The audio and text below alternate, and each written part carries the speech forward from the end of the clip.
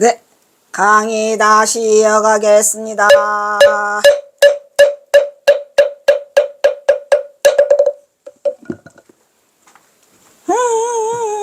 그래야지 이번에 이것이 끝나. 그러니까 네 번째가 끝나야 되니까 조금 더 해야 될 것 같아. 이거 네 권이 끝나가요. 빨리 해야 되는데 몇 가지 했냐?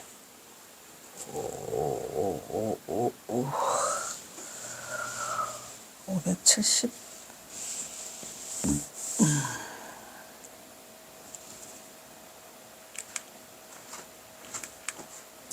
차관 제공이 시기적으로 지체된 데다가 그 액수도 원래보다 적었으며 원래는 500 준다더니 이제 300으로 줄었어.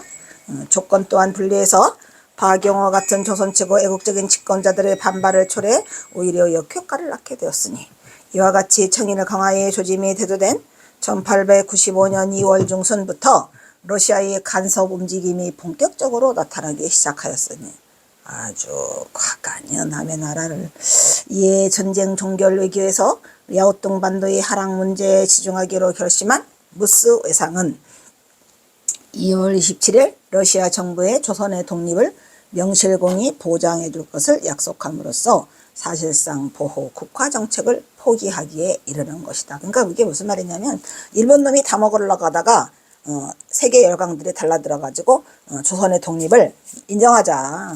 왜 조선을 네가 처먹으려고 하느냐 라고 해서 이제 러시아의 무스 외상이 달라들고 뭐를 하고 하니까 일본이 손을 떼고 마른 거다 이런 얘기죠.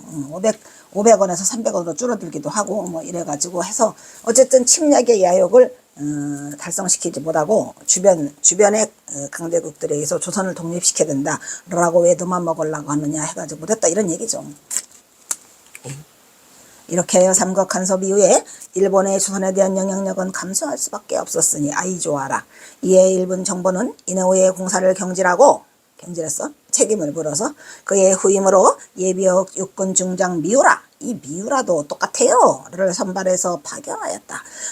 이 미우라가 찾아갔나? 그 누구? 해월스님 즉 가서 뭐 그거 칼 받아라가 미우라인가? 미우라 공사는 서울 부임 후에 조선에 대한 장기적인 지배권을 확보하기 위한 조처로서 스기무라 서기관 등과 더불어 명성황후 시해를 계획하였으니 그리하여 뭐냐 이게 미우라가 했구나 이게 명성황후 시해를 1895년 12월 8일 미우라 공사는 대원군을 앞세우고 일본군 순사 장사 등을 동원하여 왕궁에 난입해서 왕후를 시해하였더라. 을미사변이죠. 을미사변 그죠? 을미사변 1895년 1894년은 갑오 농악 동학혁명 황후 시해 사건이 일어나자 일본인의 반일 감정은 극에 달하였으니 또한 관계 열강의 비난이 세차게 일어나 일본은 공궁에 빠졌더라.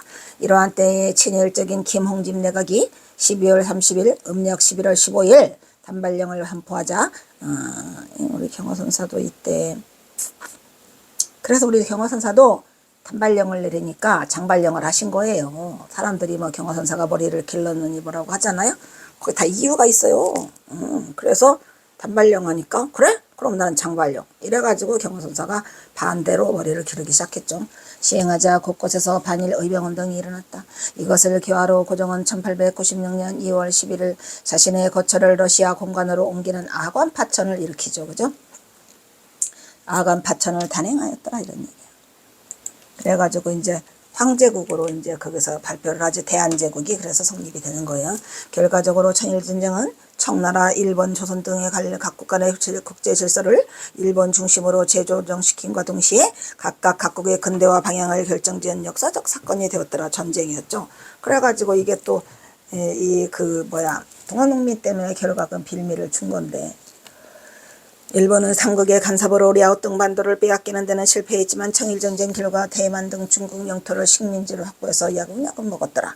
아시아에서 제일 먼저 가는 제국주의 국가로 자리를 잡았으니 나아가 전국으로부터 얻어낸 배상금을 바탕으로 자본주의적 경제 발전과 군비 확장에 박차를 가했다는 이걸 보면은 이제 중국이 얼마나 일본이 믿겠어요. 우리도 미워 죽겠는데 그 왜 그 모양이 반면에 청국은 이 전쟁 결과 조선에 대한 전통적인 종주권을 상실한 데다 열강의 격렬한 제국주의적 분할 정책의 대상국으로 전략 대내외적인 왕조의 붕괴를 재촉하는 위기를 맞이하게 되었더라. 이런 말이야. 우리나라 대한제국 망하고 있는 거죠. 한편 이 전쟁의 빌미를 제공하고 전쟁 중인 일본의 보국화 기도에 휘말린 조선왕들. 보국화가 다 무엇이요? 가보 경장이란 공전의 제도 개혁을 겪음으로써 전통적인 지배체제가 약화되었고 동학농민 의병 등 반일민중의 타격이 컸으나 또한 일본군의 경복권을 점령당하고 명성황후가 시해를 당하는 등 임진왜란 이래 최대의 순환을 겪었죠. 임진왜란도 내내 외란이에요.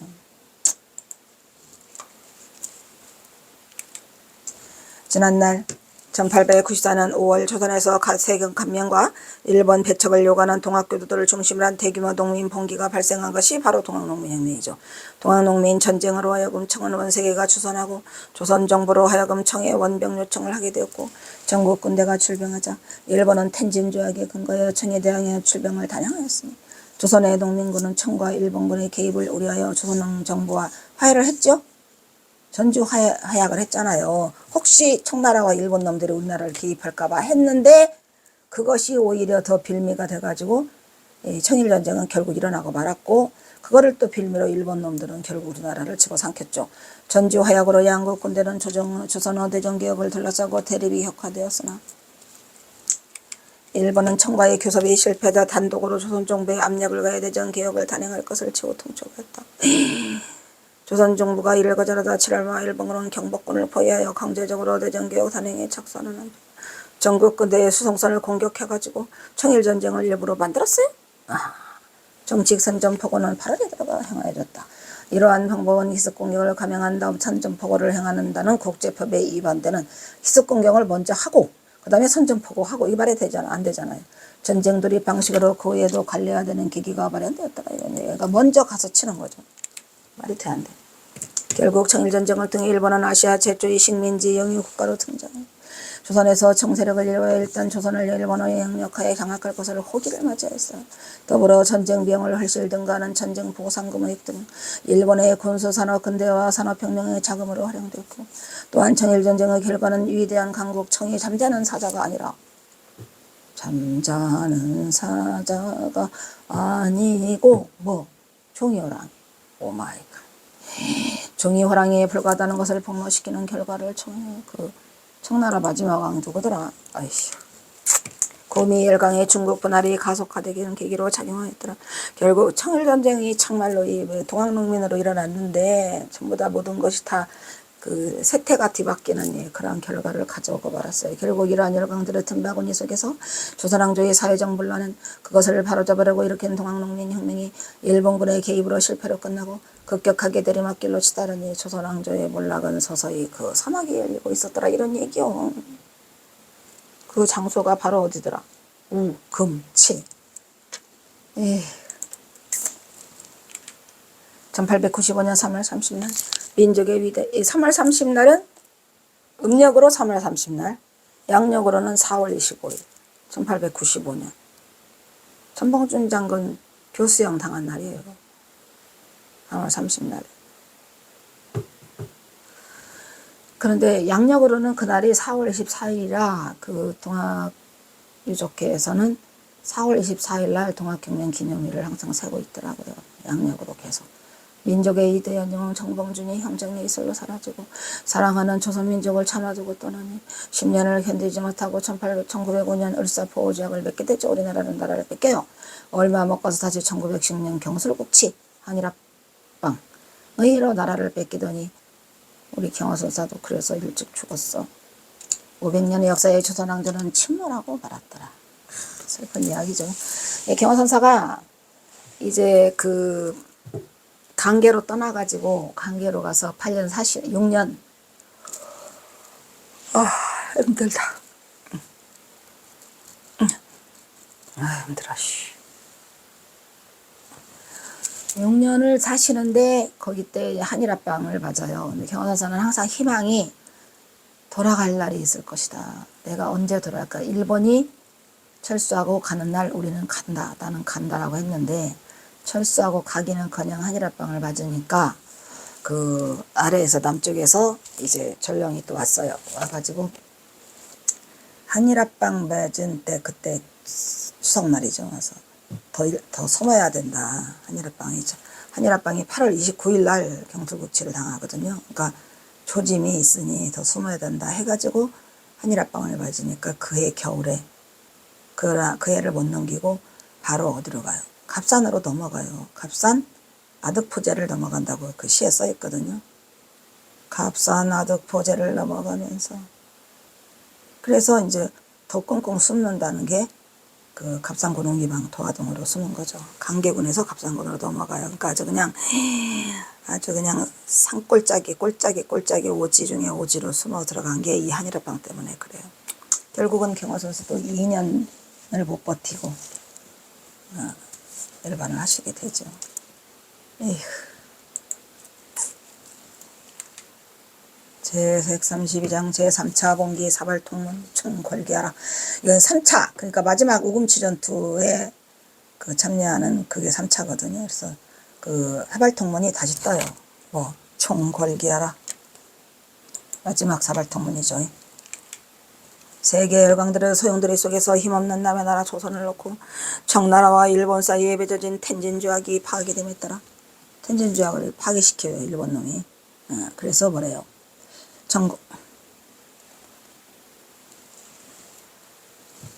정군과 함께 조선에 진주한 일본은 무력으로 조선의 대정 개혁을 단행하려 했으니 이들은 조선을 사이에 두고 이러한 서로의 자국을 위한 이권 개입이 알력 때문에 이들 두 나라는 서로 조선을 차지하려는 속셈이 충돌해서 청일전쟁이 조선반도에서 발발하게 됐던 것이다. 물론 청나라도 속셈이 있었죠. 안 놓치려고 우리나라를 차지하려고 하는 게 있었기 때문에 그거를 일본 놈이 차지하려고 하니까 싸움이 일어났고 일본 놈은 청국이 먹는 게 싫어서 1884년 갑신정변 후에 1885년 일본과 청이 맺은 조약 텐진조약 갑신정변으로 청은 조선의 정치 주도권을 장악하고 일본은 경제적 영향력을 행사하게 되었더라. 이런 얘기로 지네끼리. 텐진조약의 내용은 조선에서 청일 양국 군대는 동시 철수하고 동시에 파병한다. 하나가 들어오면 하나에 파병한다라는 그것을 조약으로 맺었어요. 아주 가관이죠. 이 조약은 1894년 청일전쟁이 구실이 되었더라. 1894년 동학농민혁명이 발생하자 조선 정부는 청에게 원군을 요청하고 이에 일본 군대는 텐진조약을 파괴했다 해서 군대를 조선에 파병할 명분을 얻었죠. 일본은 갑신정변 후 청에게 뺏은 조선에 대한 정치적 주도권을 되찾기 위해서 청과의 전쟁을 목적으로 군대를 파병. 청일전쟁에서 승리한 일본은 조선의 정치 주도권을 드디어 장악했어요. 조선왕기 말기에 사대주의에 불만을 보였던 개화파 정치들도 일본파가 돼갖고 친일파가 돼서 적극 지지를 하게 되죠. 일부 개화파는 시대의 흐름에 부응하여 문호를 개방하고 일본을 이용하여 선진 문명을 받아들여서 조선 사회를 빨리 서구 문명을 받아들여 개화와 변혁을 기한다고 역사를 하겠죠. 개화파죠, 얘네가. 개화파이면서 또 친일파. 동학농민군의 세력의 강성이지자 경계심을 느낀 고종은 신하들에게 청나라에게 도움을 요청해서 청나라군을 이용해서 이들을 진압하자라고 제안했던 것이다. 말해도 바보야. 그러나 이때 청나라군을 위협한 경계한 일본 역시 군대를 조전에 추진시키고 동학군의 세력 형성을 경계한 고종과 민시진권은 청나라에 도움을 요청하더라. 결국은 동학농민이 이제 원인이 돼서 청일전쟁이 일어나게 되는데 슬픈 이야기죠. 동학농민은 기꺼이 해봤자 민중항쟁인데 그냥 그것을 나라에서 잘 다스리고 그걸 했어야 되는데 고종이 그냥 남의 나라에다가 갔다가 도움을 청하니까 일본이 들어오는 바람에 사건이 이렇게 돼가지고 결국은 우리는 나라를 빼앗기게 되죠. 이때 안경수는 일본, 민영주는 청나라와의 교육기습을 통한 동학난의 수습에 적극 앞장을 섰더라. 이 민영주는 내내 그거지 민영이 그저 민씨 일가. 민씨 정권은 청나라의 사절을 그렇죠. 그러니까 일본 놈들한테 불태워 죽임을 당하지. 민씨 정권은 청나라의 사절을 보내 지원을 요청하였다. 이런 걸 하면 안 된다니까. 그래서 결국은 동학도들을 동비라고 하잖아요. 도적비, 도적들이라 이런 얘기. 동학이 도적이냐? 말이 안 되죠. 조선에 들어온 일본군은 관군과 함께 동비 색출에 나선다. 청일전쟁에서 승리한 일본은 조선조정을 진압하였습니다. 보고관민과 외세 배격을 기치로 되걸었던 통학은 일본의 국간 질탈 행위에서 분기해서 다시 이제 3차 결집이 일어나게 되죠. 그러니까 동학농민군이 요구하는 패전개혁안 제일 좋았던 거는 관민상화. 그래가지고 그 전주 그에서 화약을 맺었잖아요. 그리고 직강소를 설치해 줬는데 그 약속이 오래가지를 못해요. 그러나 동학농민군의 걸기 목적에 패전개혁과 민시척신 세력 처벌이 들어있었어요. 대원군 옹립이라는 조항이 들어있음을 접한 민비가 동학군에 대한 대대적인 진압계획을 세워서 결국은 청나라에다가 도움을 청하는 거죠. 또한 양반 사대부들은 최재호가 사이비 종교를 만들다가 혹세무민한조로 채용된 것을 근거로 동비를 탄압한다고도 주장을 하였으니 동학농민군은 세력은 전라남북도와 충청남도 그리고 경상북도 일부에서 맹위를 떨쳤고 충청도의 도론자 위정척사파 계열 양반들의 보수적인 영남난인들은 자체적으로 의병을 창의하여 동학군과 또 교정을 벌였어요. 네? 위정척사파가 충청도. 그러니까 이제 우리 그 민족 내에서도 또 우리 국민 내에서도 파가 갈라졌다는 얘기지. 위정척사파. 흥선대원군과 동학농민군의 시대와 전봉주는 1890년부터 1892년 무렵 한때 흥선대원군의 식객으로 있었으니 흥선대원군은 손자의 이준영을 이용하려고 전봉주를 비롯한 동학농민군의 온건파와 비밀리에 연락한 흥선대원군은 동학군 내 온건파가 대원군을 맡을 것을 주장한다는 점을 주장을 했지요. 그러니까 또 동학군 내에서 또 반대파가 있었어요. 그러니까 어디나 지금 그거 뭐야 지금 한참 하고 있죠. 지금 국민의힘 거기도 난리도 아니더라고. 아주 이상하게 돌아가요. 어떻게 됐나 이거 끝나고 가서 보면은 어떻게 짝바구리가 났나 어쩌나 오늘 또 투표한다지. 그렇죠. 한치 앞을 내다볼 수 없는 이상한 게 진행이 되고 있어요. 1894년 6월 흥선대원군은 손자 이준영과 함께 동학농민군을 정치적으로 이용할 계획을 수립한 거죠. 예, 뭐 거짓이 아니고 사실은 진짜지 뭘. 그 전봉준이 그냥 아주 시치미를 떼는 바람에 좀 헷갈려가지고 다들 그러는데 전봉준이 대원군만 모른다고 했나? 아주 그냥 송희옥이는 그냥 아주 모른다고 잡아뛰잖아요. 그러다가 나중에 처해 칠적이라고 하는데 간신히 그것도 대원군은 아주 끝까지 모른다고 잡아뛰었어요. 대원군파가 농민군을 상정시키고 청국군을 끌어들여 일본군을 격퇴하고 개화파를 제거하여 정권을 장악하려는 계획은 당차 이준영, 이태용, 박준양의 시국 대처 노력 끝에서 그 융합이 짜여졌습니다. 당시 박준양은 이준영에게 관주고시고 외국으로 나가 10년 동안 견문을 넓혀 명망을 얻은 후에 돌아올 것을 권하였더라. 그동안 고종은 노체하게 되고 왕세자 순종도 그다지 큰 덕이 없었어요. 그래서 나라가 망조거래가 들어서 결국은 조선왕조는 폐막을 하게 되죠. 그때 외국 명망과 국내의 관심은 자연히 이준영에게 쏠리고 있을 것이고 그러면 그다지 노력하지 않고도 권력을 쥐쓸 것이라고 나름 생각을 하였더라. 그러나 이태용은 큰일을 도모할 경우에는 때를 놓치지 말아야 한다고 하면서 나름의 의견을 필요하면서 그러한 연유는 여러 사람의 기대가 모두 대원군을 향하고 있고 더욱이 동학군이 대원군을 받들겠다는 주장을 펴면서 봉기하고 있는 지금에 그들로 하여금 수십만 대중을 동원하여 올라오게 한다면 아주 계획들은 잘 짜죠. 근데 이 세상 일들은 다 이게 계획대로 되나요 안 되나요? 계획대로 안 돼요. 아유, 이 와중에 우리 경호선사를 내가 들여다본다면 되게 답답했을 것 같아. 왜냐면은 이거 그냥 뒤에서 조종을 한다고 하지만 그게 미약할 뿐이고 또 직책은 승려에다가 아주 과간해져.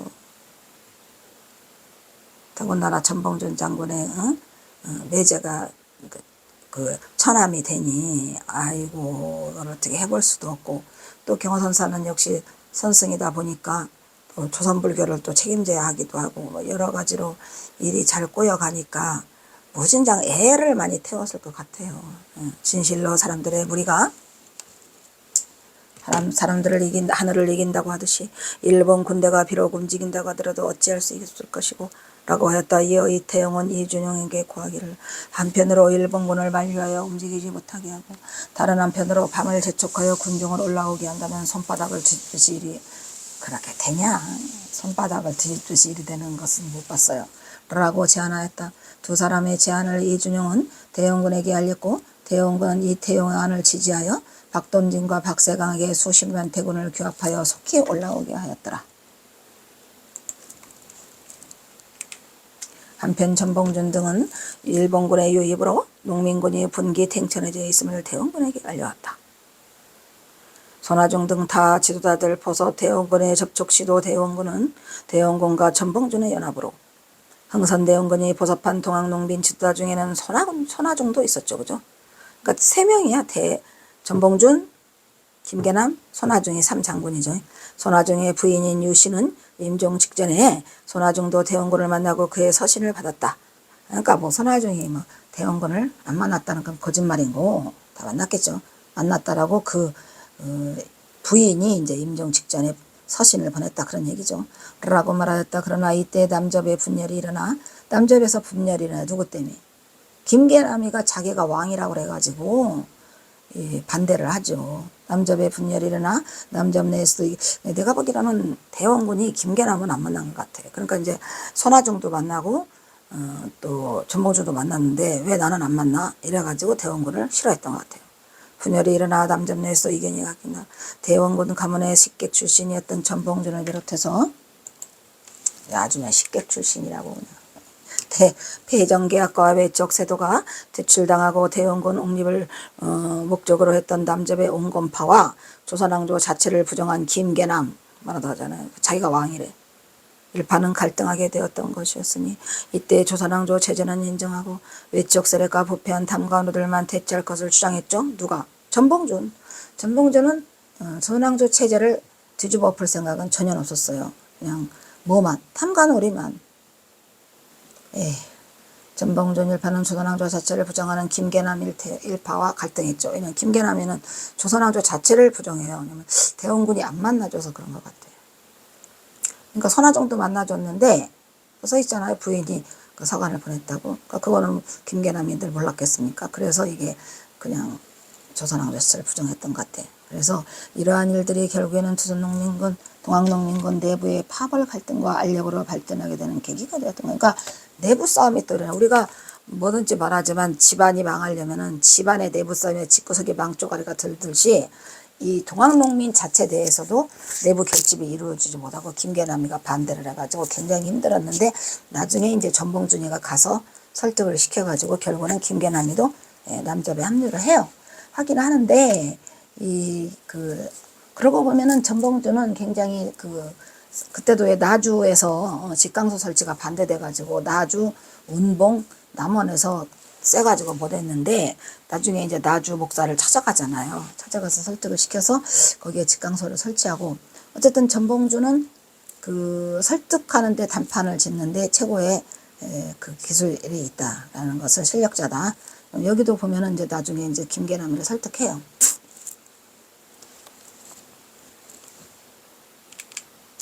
이렇게 대원군 일파 모여에 따라 대원군과 함께 대원군파의 중심이었던 이준영은 관직을 내부 협판에서 통이사로 옮겨서 병권을 장악하고 불시의 병력 사용에 대비해서 다수의 장정들을 모아 대궐내에 은닉하여 일본 군대가 북진하여 병력이 허약해진 틈을 노려 동학농민군과도 내외 상응하여 거사를 하려고 했다는 게. 그러니까 역시 우리가 전쟁에 이기려면 군권을 먼저 잡아야 되거든요. 항상.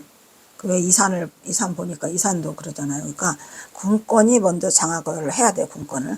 따라서 동학농민군이 금강에 이르러 오 마이 갓 금강 나왔네.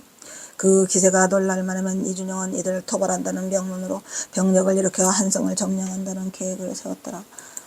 그러니까 동학농민군이 일단은 오금치를 넘어서 진군을 했어야 돼요.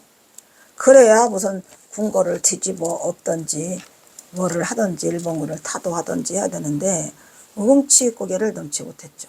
참으로 안타까운. 그것은 동학농민군과 사전에 계획을 짠 뒤에 그래서 이렇게 오금치를 넘으려고 했어요. 이준영이 토벌을 명분으로 부대를 구성하면 동학농민군은 빠진다는 치밀한 계획이었습니다. 이준영은 이들 토벌한다는 명분으로 출진 명령을 얻어 군병과 수백 명의 역사를 대동하고 과천 수원 사이를 계부하여 오히려 이를 꾸며 합세 해군에서 서울로 들어와 사람들이 놀라고 왕이 피난할 때를 타서 한편으로는 그 부하인 통이영 병대를 동행하려 했던 것이다. 그러니까 우금치를 넘어야 할 이유가 이렇게 다 돼 있었어요. 그 대원군과 손을 잡고. 그래서 대원군과 그 이준용의 계획이죠. 그러니까 진군을 빨리 하기를 바랬는데 결국은 진군이고 나발이고 우금치를 못 넘어가지고 농민군이 제기하면 그 토벌을 핑계로 군사를 일으켜서 개화정부를 전복하고 정권을 잡으려던 것으로 제기병을 촉구하는 밀사를 보냈던 것이다. 이런 얘기예요. 제기병을. 이었으며 마치 일본군이 동학농민군을 진압하러 내려가게 되면 즉각 해산하였다가 그해 11월 12월경에 강이 결빙되기를 기다렸다가 청국병이 오게 될 형편이 되면 협력해서 일본군을 격퇴하고. 강이 결빙된다는 건 뭐예요? 저기 압록강이 꽁꽁 얼어야 올 수가 있잖아요. 그래서 일본군을 격퇴하고 정부를 갱신하고 새로운 왕을 세우려는 것이 그들의 계획이죠. 계획은 멋있네. 에이? 이 계획대로만 됐으면 아주 좋았겠죠. 그래서 동학군이 빨리 서울로 진군해 오기를 기다렸던 거예요. 작전이죠, 작전. 이게 작전이고 이제 청나라의 도움을 받아가지고 일본 놈을 치려고 했는데 제일 처음으로 기다리는 동학군이 안 오니까 모든 게 다 무산되고 말죠.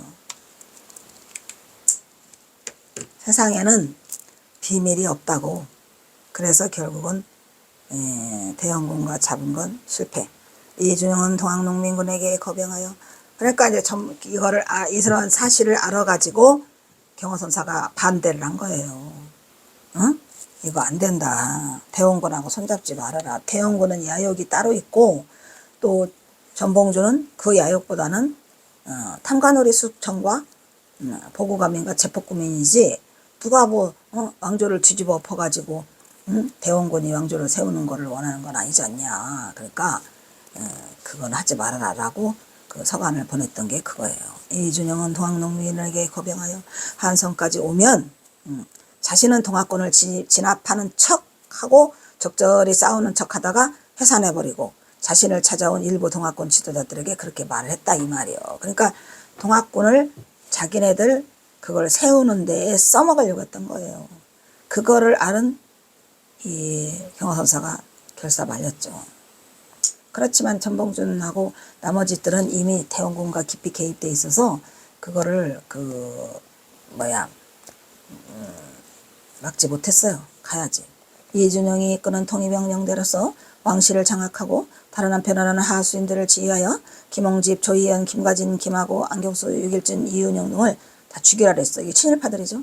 그리고 정부를 전복하여 정권을 장악한 뒤 고종을 상왕으로 추대하고 왕비와 태자를 폐하여 오 마이 카트 이준용을 왕위에 올리기로 그렇게 결정을 받더라 이런 얘기예요. 그러니까 민비를 제거하려는 그런 계획이죠.